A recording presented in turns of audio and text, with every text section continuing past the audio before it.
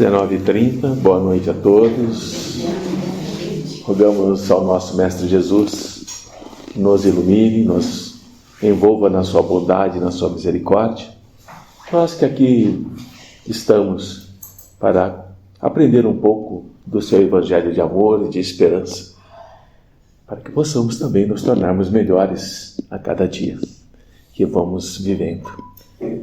Hoje o nosso encontro é do capítulo 15 do Evangelho segundo o Espiritismo. Fora da caridade não existe salvação.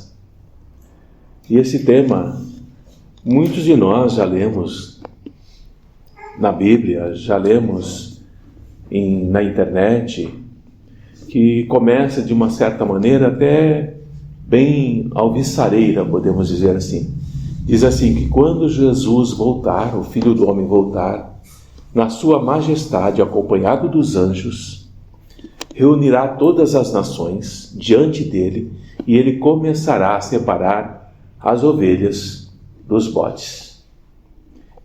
Essa linguagem para a época de Jesus era plenamente compreensível e muito bem entendida. E as ovelhas ficariam à sua direita e os bodes à sua esquerda.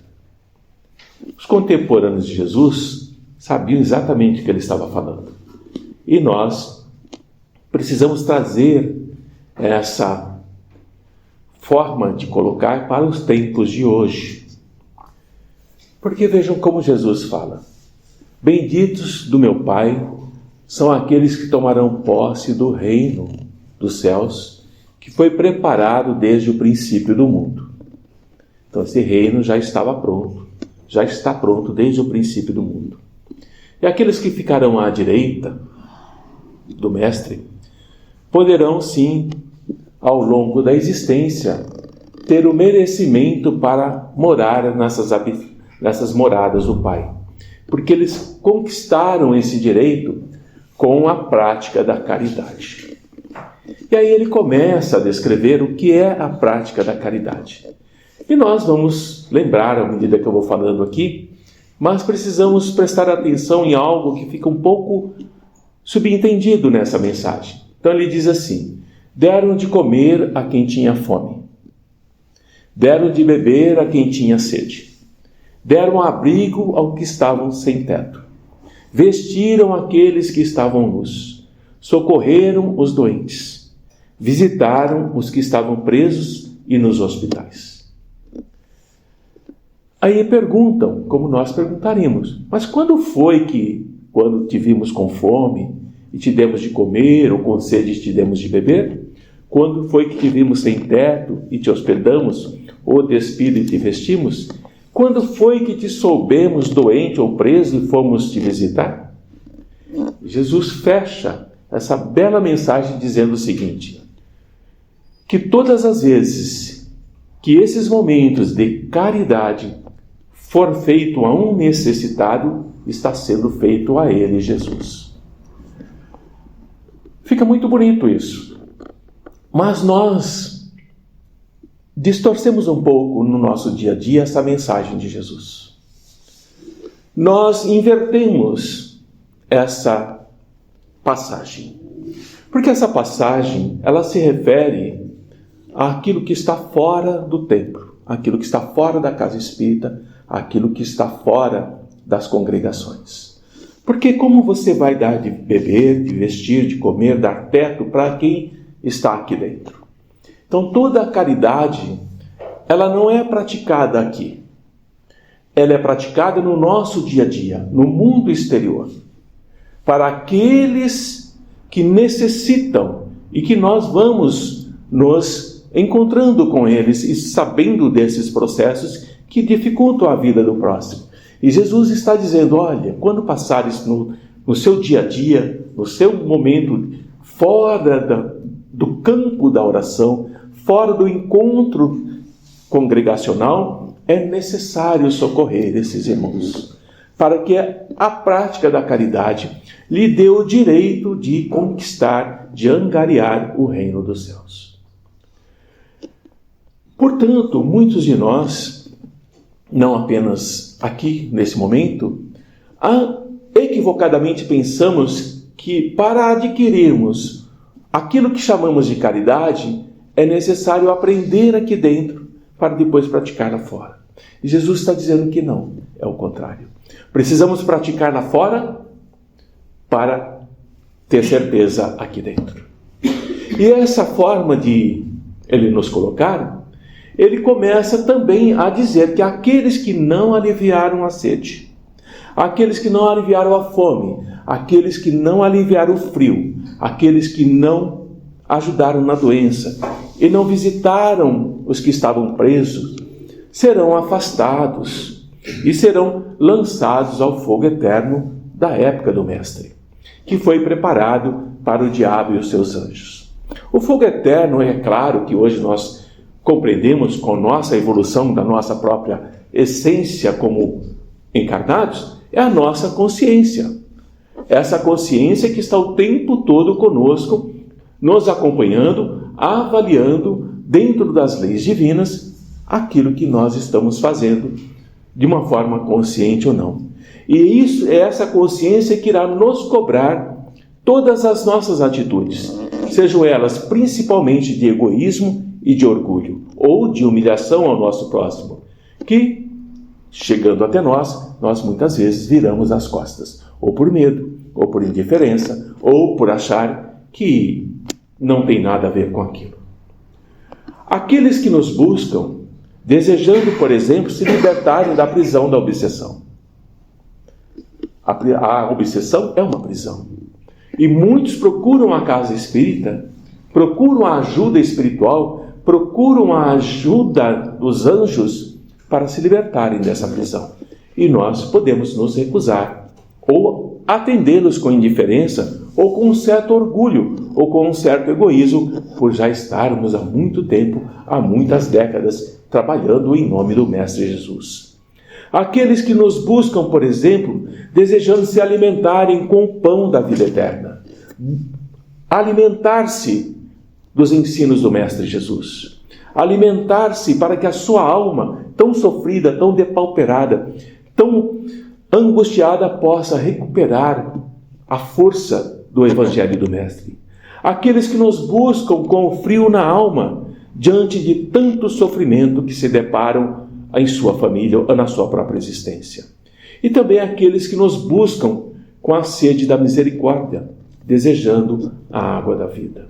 Nós temos que ser esses caridosos que Jesus fala de início. Nós temos que praticar essa caridade exterior, para que quando chegam até nós, nós já estamos devidamente preparados para socorrê-los, acolhê-los de todo o nosso coração, de todo o nosso entendimento e de toda a nossa vontade.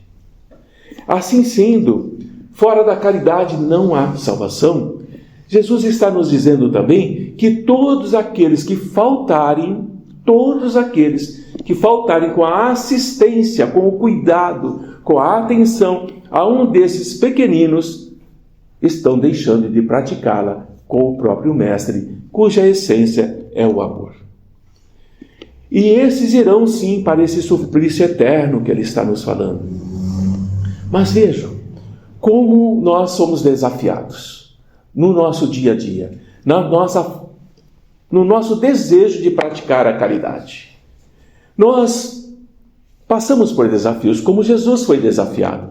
Quando ele estava falando sobre isso em público, um doutor da lei, um conhecedor, um que conhece todas as leis, que sabe todas as regras, se levanta e pergunta a Jesus: Mestre, o que eu preciso fazer para possuir a vida eterna?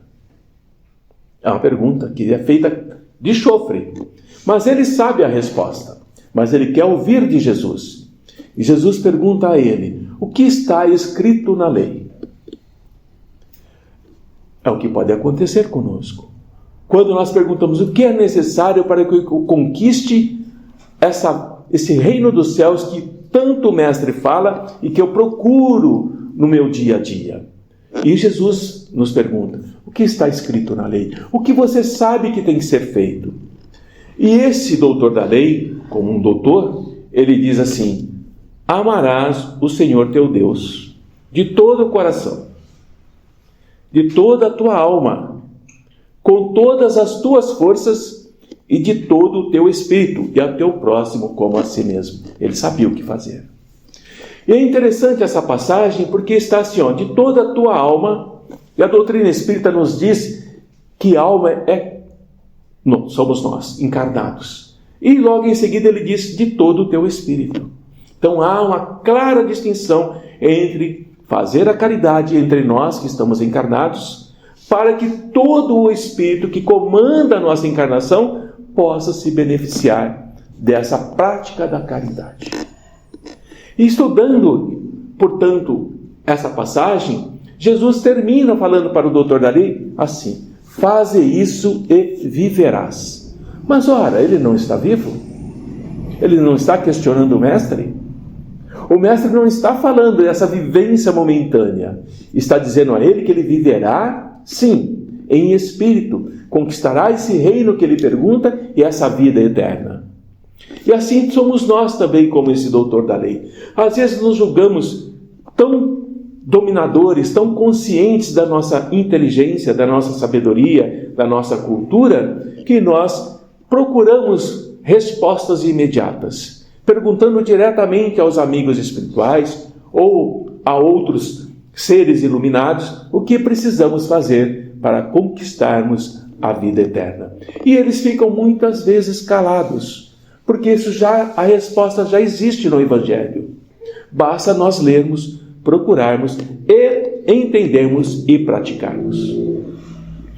Quando Jesus fala da prática da caridade para que haja salvação, ele pratica algo muito importante. O orgulho e o egoísmo é o que Jesus não cansa de combater. Em todo o Evangelho ele combate o orgulho e o egoísmo. E ele não se limita apenas em algumas passagens a recomendar a caridade. Ele põe isso muito claro.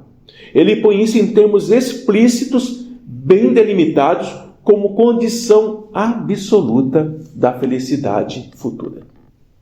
A prática da caridade, meus irmãos, por Jesus, é a condição absoluta que nós precisamos desenvolver, praticar, nos esforçarmos no nosso dia a dia.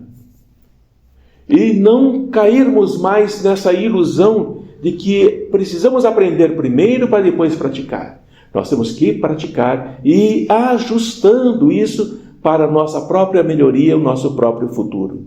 E a única coisa que Jesus pergunta para esse doutor da lei é se ele foi caridoso.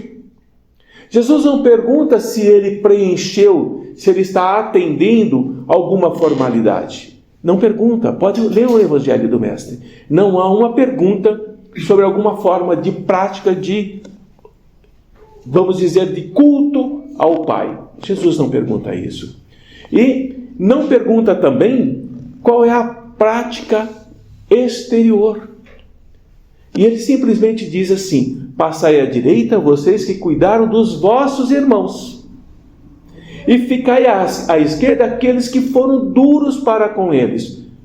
Muitas vezes, no nosso passado, nós fomos muito duros para com os nossos irmãos, cruéis mesmo.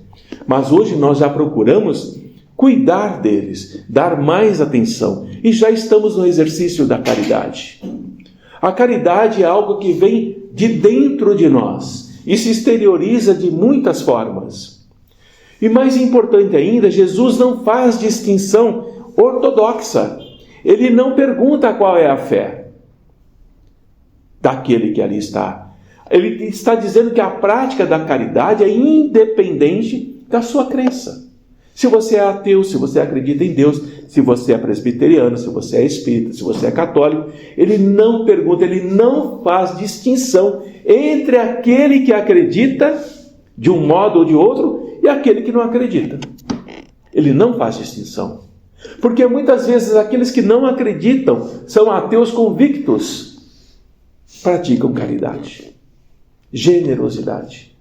E aqueles que acreditam, que têm a certeza de que existe uma vida futura após a morte do corpo físico, nada fazem. Ficam apenas estudando as Escrituras, estudando os mandamentos do Mestre, mas não praticam.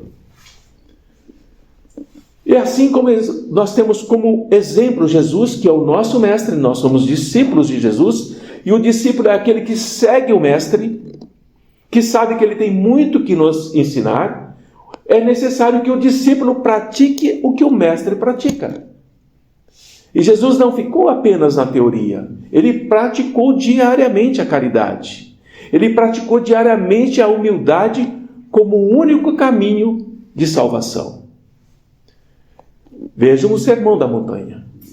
Vejam todas as passagens em que ele vai socorrendo e amparando os mais necessitados. E ele está dizendo que quando nós nos colocamos dentro do egoísmo e do orgulho, nós já estamos no caminho da perdição. Portanto, depende apenas de nós. Esse processo da caridade não depende daquilo que podemos aprender, mas do quanto nós já somos caridosos em nossos corações. Como o meu olhar se modifica ao olhar o outro. Como o meu olhar é reflexo daquilo que eu sinto em relação ao outro. Eu começo a olhar para o meu próximo mais próximo de forma diferente. Assim como eu olho para o meu próximo mais distante, também de forma diferente. E esse olhar começa a trazer para mim o desenrolar, o desenvolver da caridade. E esse princípio que Jesus está dizendo, ele termina essa passagem dizendo algo para esse doutor da lei. Ele diz assim: amarás a Deus de toda a tua alma e ao teu próximo como a ti mesmo. Toda a lei, quando ele fala toda a lei, é Moisés. Toda a lei e os profetas estão contidos nesses dois mandamentos: amar a Deus de toda a tua alma e ao teu próximo. E para que não houvesse equívoco, porque eles distorciam muito as falas do mestre, sobre a interpretação do amor de Deus e do próximo, Jesus acrescenta mais uma coisinha. Ele diz assim: e aí aqui está o segundo mandamento, que é semelhante ao primeiro. Isto é, que não se pode amar verdadeiramente a Deus sem amar o próximo, nem amar o próximo sem amar a Deus. Não há como ter essa antítese. Se você ama a Deus, você precisa e entende que também amará o seu próximo. Portanto, o amor é o que liga o primeiro mandamento que ele fala, amar a Deus assim como o teu próximo, e no segundo também existe a prática do amor, que é o fundamento de toda a evolução da nossa humanidade. A nossa humanidade irá evoluir? Sim, irá. Passará por muito sofrimento, por muita dor? Passará. Mas não está fadada ao desastre, porque a lei do amor está sempre atuando, atenuando a lei de ação e reação. Está sempre atuando na lei do progresso e também na lei da destruição. Essas leis, elas trabalham o tempo todo, mas a lei maior é a lei do amor. Essa lei balança, ela equilibra as demais leis, nos permitindo entender o que é amar a Deus. Sem praticar a caridade não é possível. Nós precisamos praticar essa caridade como um dever do homem, como um resumo da nossa própria existência, da nossa própria essência. Somente assim é que nós vamos nos dando e nos doando. Quando nós adentramos uma doutrina como a doutrina espírita, que nos permite, nos estimula a usar a nossa inteligência, a nossa lógica, o nosso bom senso, essa doutrina ela começa a nos modificar. Não porque é uma doutrina que vem imposta, mas é uma doutrina que nos permite nos conhecermos. Nós vamos mergulhando em nós mesmos e vamos afastando essas sombras que ainda carregamos. E nós vamos nos desescravizando da posse infeliz. Porque quando mergulhamos na posse, nós somos muito infelizes.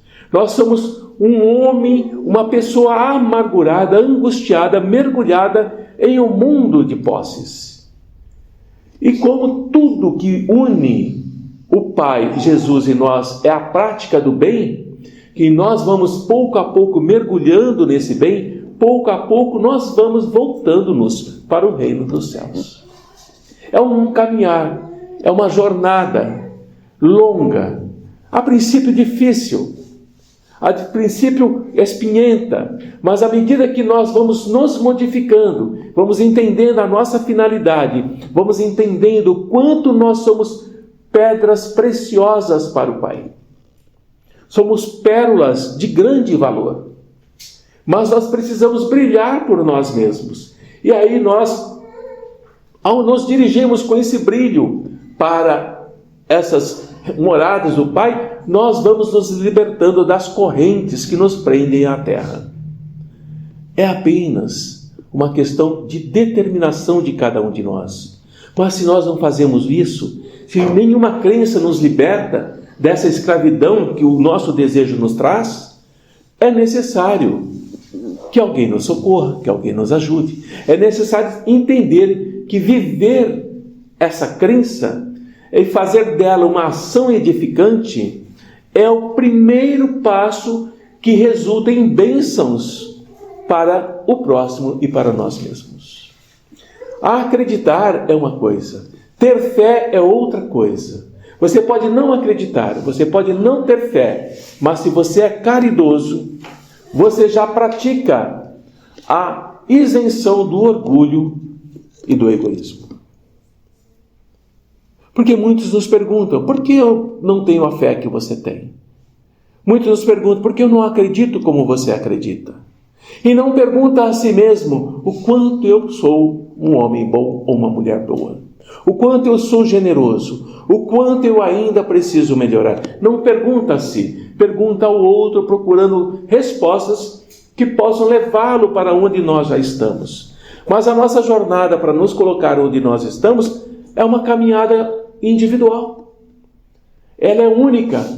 Podemos até começarmos a jornada juntos, mas cada aspecto dessa jornada, para mim, será de uma forma e para o outro de outra forma, no mesmo caminhar. E eu poderia chegar ao final mais caridoso, mais generoso, e o outro irmão sequer se modificou. A vontade que nós precisamos ter é que o processo da caridade é uma experiência emocional. Emocional. E muitos de nós já nos emocionamos quando fazemos um pequeno ato em direção a alguém. Nos toca profundamente e você se pergunta, nossa, por que eu fiquei tão emocionado ao socorrer essa pessoa que eu sequer conheço? Mas há um campo de energia ali, de reciprocidade entre a generosidade com que você o ajuda e a generosidade com que ele recebe. A caridade aplicada de ambos os lados. Essa é uma conquista da nossa inteligência. É uma experiência que nós vamos viver e não vamos esquecer.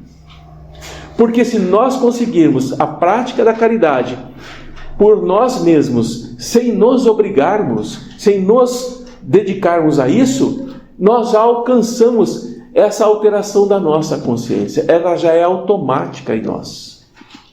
Não precisamos fazer esforço. A princípio, talvez. Mas ela se torna automática em nós e em torno daquilo que nós conhecemos.